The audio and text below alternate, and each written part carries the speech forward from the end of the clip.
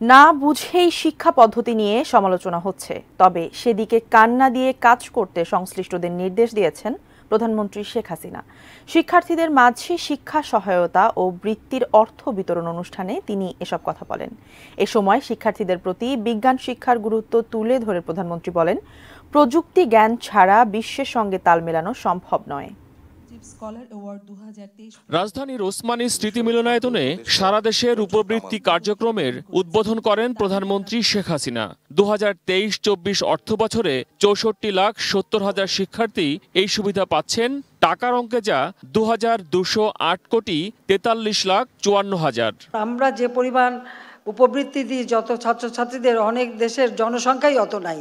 একই অনুষ্ঠানে বঙ্গবন্ধু সৃজনশীল মেধা অন্বেষণ, সেরা মেধাবী এবং বঙ্গবন্ধু স্কলার অ্যাওয়ার্ড প্রদান করেন প্রধানমন্ত্রী, যেখানে তিনি বলেন, শিক্ষার্থীদের যোগ্য করে গড়ে তোলার লক্ষ্য নিয়ে কাজ করছে সরকার।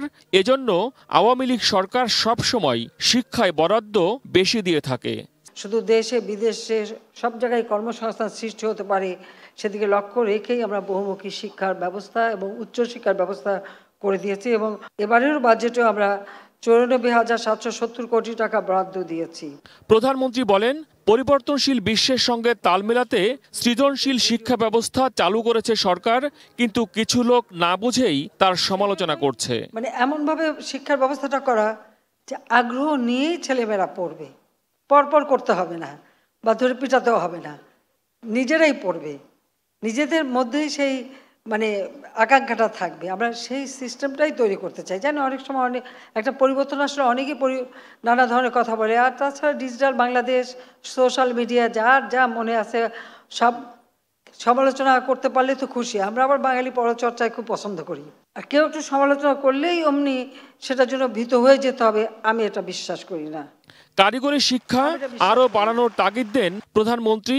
স্মার্ট বাংলাদেশ গড়তে নিজেদের যোগ্য করে গড়ে তুলতে শিক্ষার্থীদের প্রতি আহ্বান জানান তিনি।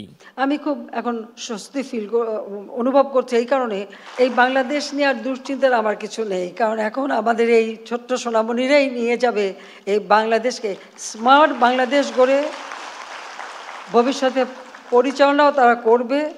শিক্ষার্থীদের সহায়তায় প্রধানমন্ত্রী শিক্ষা সহায়তা ট্রাস্টে অনুদান দিতে দেশের বিত্তবানদের প্রতিও আহ্বান জানান প্রধানমন্ত্রী শেখ হাসিনা।